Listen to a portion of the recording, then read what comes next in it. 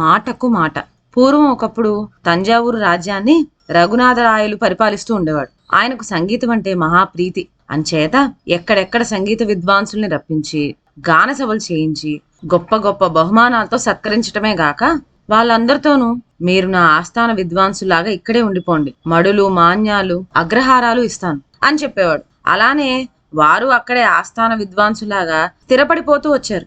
ఆస్థానంలోని అందరూ గొప్ప విద్వాంసులే అయినా అందరిలోకి మొదట చెప్పవలసిన గాయకురాలు కామాక్షి. కామాక్షి కంఠమెత్తితే ఏడ్చే పిల్లలు ఊరుకుంటారు. మేసే పశువులు మేత మానేసి నిలబడిపోతాయి. పుట్టల్లో ఉన్న పాములు చక్కా వచ్చి పడగలెత్తి నాట్యం చేస్తాయి. కామాక్షి పాట అంత గొప్ప పాట. అటువంటి విద్వాంసురాలు తన ఆస్థానంలో ఉండటం రఘునాథరాయలకి చాలా గర్వంగా ఉండేది. ఆయన ఆమెకు మధురవాణి అని, వసంత కోకిల అని బిరుదులెన్నో ఇచ్చాడు. కానుకలు మాన్యాలు మాట లెక్కేలేదు. కామాక్షి గొప్ప గాయకురాలే గాని అందగత్తె మాత్రం కాదు. అందం లేకపోవటమే కాదు, కురూపి అనే చెప్పాలి. అయితేనే ఆవిడ సంగీతం వినటానికి వచ్చిన వాళ్ళు గాన మాధుర్యంలో పరవశులైపోవటమే కాని ఆవిడ అందం ఊసు వాళ్ళకెందుకు. ఇలా ఉండగా ఒకసారి రాయలవారు మిత్రుడైన హైదరాబాద్ నవాబు సపరివారంగా చూడవస్తున్నట్లు కబురు వచ్చింది. రాయలవారు బ్రహ్మానంద భరితులయ్యారు. అపురూపములైన వినోదాలు అవి జరిపించడానికి ఏర్పాటు చేశారు. నగరము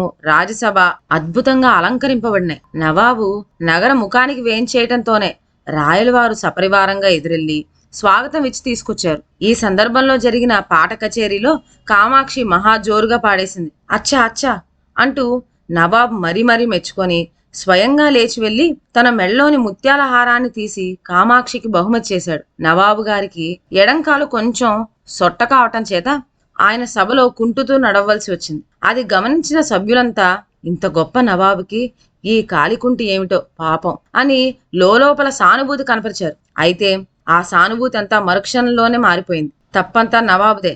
ఆ ముత్యాల హారం కామాక్షికి ఇచ్చినవాడు చక్కా వస్తే తీరిపోను. అలా రాక ఏదో తెలివిగా మాట్లాడాలనుకొని కామాక్షిని అవమానం చేశాడు అన్నారు.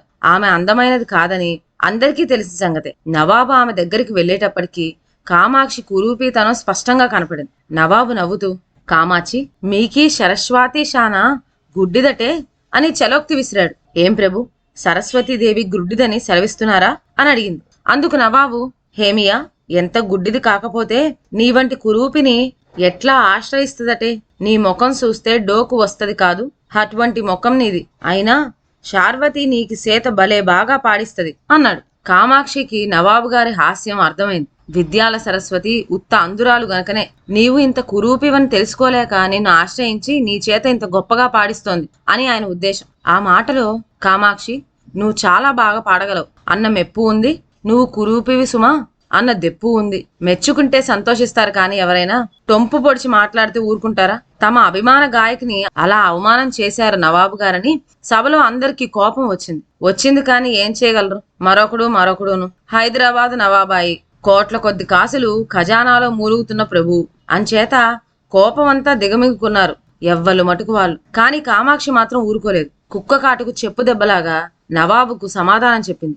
అందం అంటే లేదు గాని గడుసుదనము తెలివితేటలు ఏమంత తక్కువ కామాక్షికి? ప్రభు, ఒక్క సరస్వతీదేవి మాత్రమే గుడ్డిది కాదు, ఆవిడ అత్తగారైన లక్ష్మీదేవి కూడా గుడ్డిదే అన్నది. హేమిటి, లక్ష్మీదేవి కూడా గుడ్డిదా అని ఉగ్రుడైనాడు నవాబు. చిత్తం ప్రభు, కాకపోతే తమ వంటి కుంటివారిని ఆశ్రయించి ఇంతటి గొప్ప ఐశ్వర్యం ఇవ్వడమేమిటి?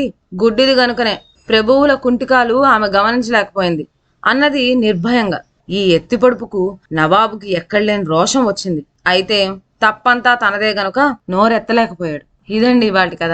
మరొక మంచి కథతో నెక్స్ట్ వీడియోలో కలుద్దాం. అంతవరకు సెలవు. నా ఛానల్లోని కథలు మీకు నచ్చినట్లయితే నా ఛానల్ను లైక్ చేసి సబ్స్క్రైబ్ చేయండి. షేర్ చేయడం మర్చిపోవద్దు. కొత్త కథల నోటిఫికేషన్ కోసం బెల్ ఐకాన్ ప్రెస్ చేయండి. Thank you.